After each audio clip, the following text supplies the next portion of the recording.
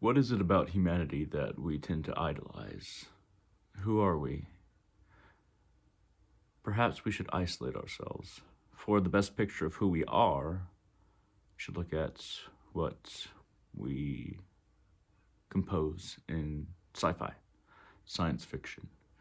Because that usually doesn't have any kind of spiritual or theological tinge, doesn't usually have that kind of hue. Usually isolates us, human beings, against some kind of alien race.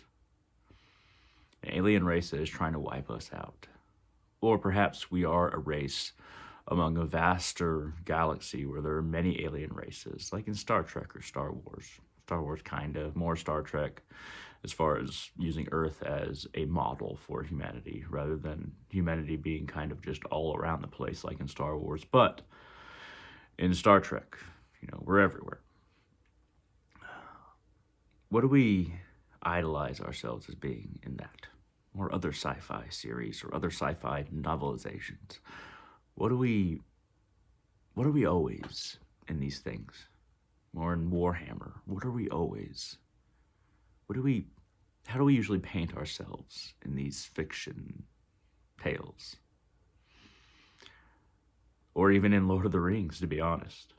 Lord of the Rings or some kind of not even sci-fi, just fantasy. It's always that we are tenacious, that we reproduce, that we spread, that we fight against overwhelming odds again and again and again. And even when we should give up, we don't. Even when all seems lost, we stare death in the face and continue on with our mission. Whatever that mission is in any of these fantasies or science fiction films or TV series or novelizations. We continue forward. We expand, colonize, and we never give up. Our lives are short. In a lot of these fantasy or sci-fis, our lives are very short compared to other races. And we can mate and reproduce to a much bigger extent, larger extent than other races. In Lord of the Rings, man can reproduce more quickly than elves. That's one of the elves' main problems, is they can't reproduce very quickly, which kind of offsets them living a very long time, which makes sense in the whole economical morality of some kind of fantastic multiverse. But what we view as being beautiful about ourselves as human beings, what we idolize, our tenacity, our ability to survive, our desire to spread. In the Mass Effect game series, a lot of the races in the Mass Effect series are saying, we just keep on wanting to spread, and why don't you just want to stay somewhere? And honestly, that's pretty indicative throughout human history, human versus human history on this globe, on this planet. But all of the things that I mentioned they're not human centric. They're not things that we should, or things that are specific to humanity. These are things that are specific to life. More specifically, life on this planet. And the nature of life on this particular planet, Earth. If we look at life around the globe, we can see brutality in nature. We can see beauty and tenacity in the unrelenting will to survive. When a coyote is willing and without any kind of emotional reaction to bite off its leg to escape a trap, is that not tenacity? Is that not a willingness to do whatever it takes to survive? Are we better than that coyote willing to bite off its own leg with its own teeth and not have an emotional reaction and just continue? That tenacity that we love so much about ourselves, that desire an ability to continue on. We see that in all kinds of species around this planet. The cruelty that we see in ourselves and that we've propagated against each other, we see that in nature as well. An alpha male wolf finding another wolf's den and placing its teeth around every pup's neck and crunching their necks one by one. We've done that. We've done a lot of that. Human beings, not just through bombs, but physically looking at children of another people, babies, and killing them. Something about that in the Bible, dashing the heads of the little ones of the daughter of Babylon against the stones. Cruelty. We see cruelty in nature. And we see that tenacity to survive in nature. And we see the love and compassion in other species on this planet for their young. That's the usual one. Mama bird, baby bird kind of thing. Or species wanting to take care of each other. We often see a lot of dogs or cats wanting to care for one another, but let's talk about species that are beyond the human scope of activity. Wolves and ravens get along really well. Lots of species are symbiotes in nature. I'm not convinced, and I've seen no evidence of the things that we love about us as human beings being unique to humanity. I think that we misunderstand that our intelligence makes us unique. But us conquering this planet, us being able to control this planet, its resources, its other species, that isn't a product of us conquering it.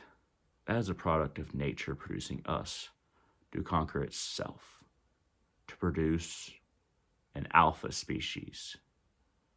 But all of nature was always going to produce us. We didn't do it.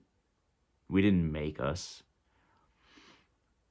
When the dinosaurs were chasing each other around and T-Rexes were a thing before we turned them into chickens way later on. We didn't turn them into chickens, in fairness. We started eating them when they were chickens. Anyway. But there was a huge millions of years when we were just like mouse-like mammal creatures. We looked like mice, as far as scientists know, as far as the evidence shows.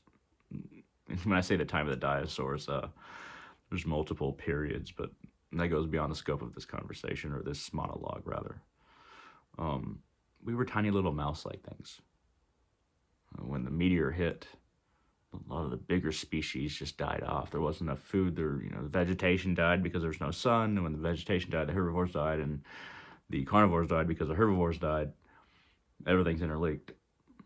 And hopefully we don't do the exact same thing to this planet ourselves, out of our own hubris. But that's another thing that we'll probably get to in a minute here. But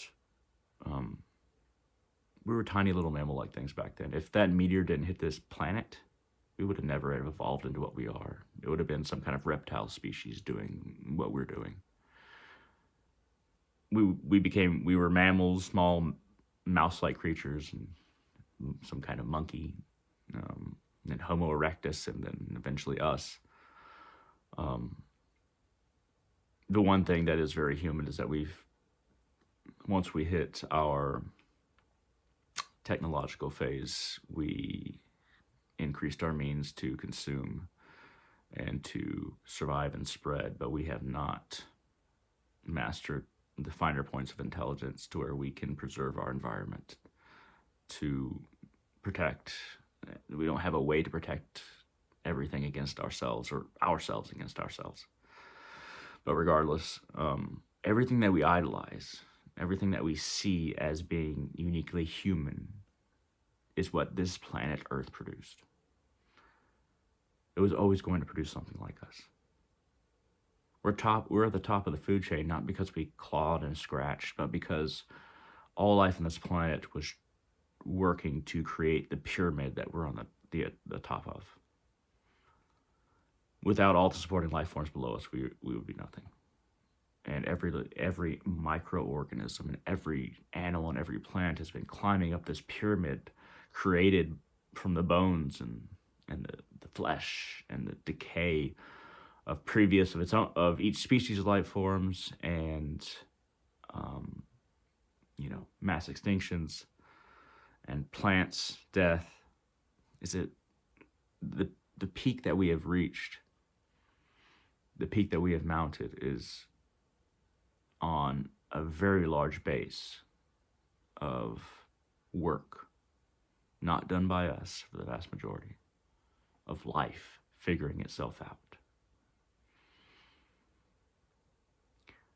I think that one thing that sci-fi does get right is that we are the first thing on this planet to reach this point to where we might be able to destroy ourselves and most life on this planet.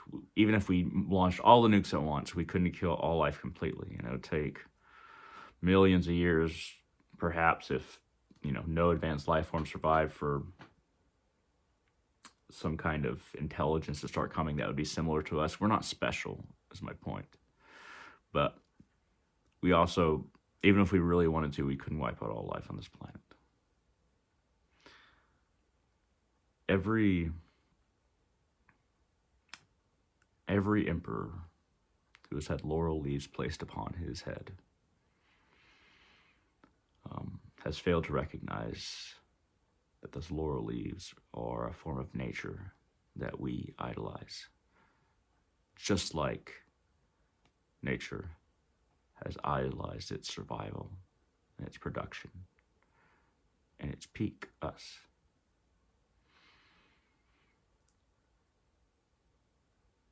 All that has happened before us and all that will happen after us if things go bad. All the emperors, all the kings, all the generals, all the mothers who worked so hard to feed their children, and all the evil men who worked so hard to take as much satisfaction from everyone else that they could, that they killed many. It's a grander perspective.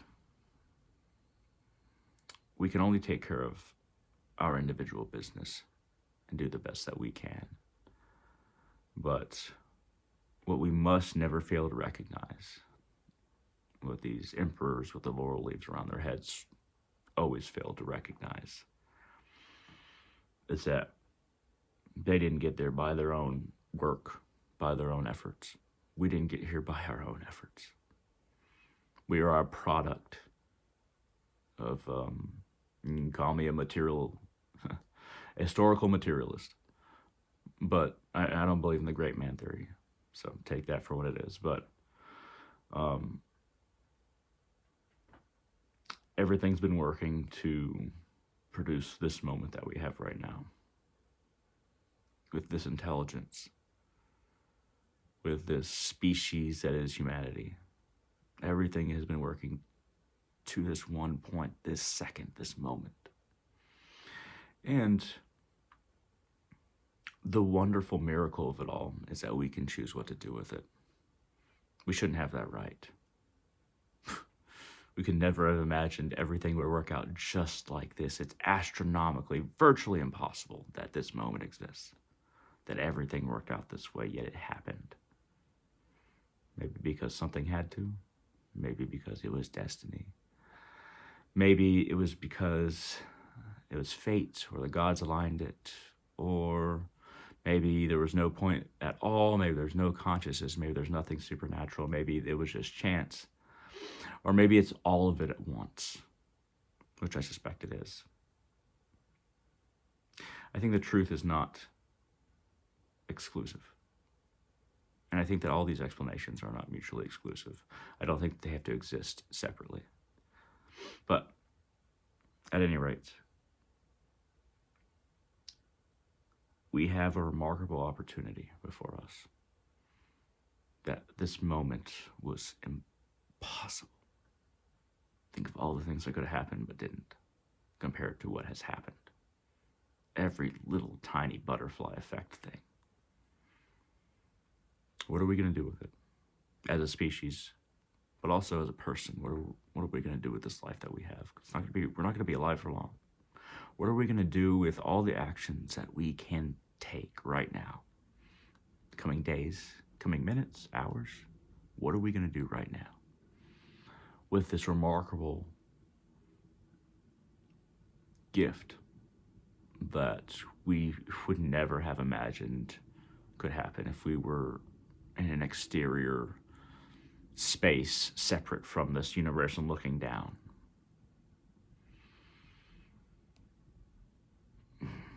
Humanity is not special. It is a tiny extension of nature. Yet, we have so much opportunity. If you're watching this, you probably have a lot of opportunity. It's not much when we look at the grand scope of things, but damn, it was unlikely. You could even call it a miracle. Most of it is perspective.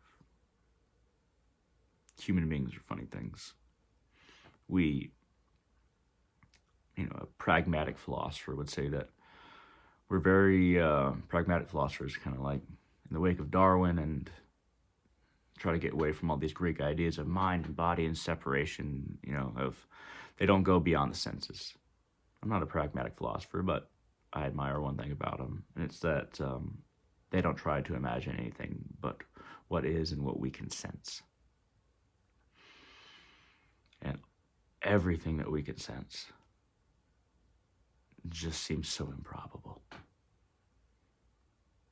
So even in pragmatism, there's beauty. Beauty is pragmatic, in perspective and in reality. So is horror. But at any rate, pragmatic philosophy,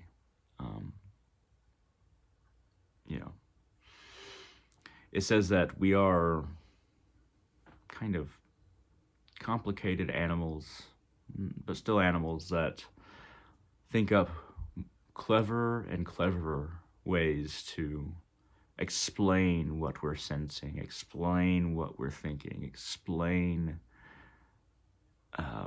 what this is. Yet it's just a dance. It's just fun. It's just us chasing our tails. It's just us creating art from the same base facts and same base data. And in the spirit of pragmatism, I say that whatever your life is, however you understand it, doesn't matter. However you see everything, doesn't really matter. But if you choose for it to matter for you, and if you choose to create beauty and art and everything that is, quote unquote, good about our cleverness, then that's your choice. You can be beauty. And you can choose what beauty is. And that's a miracle in and of itself. At any rate, thank you very much for watching, and I hope all of you have a wonderful day.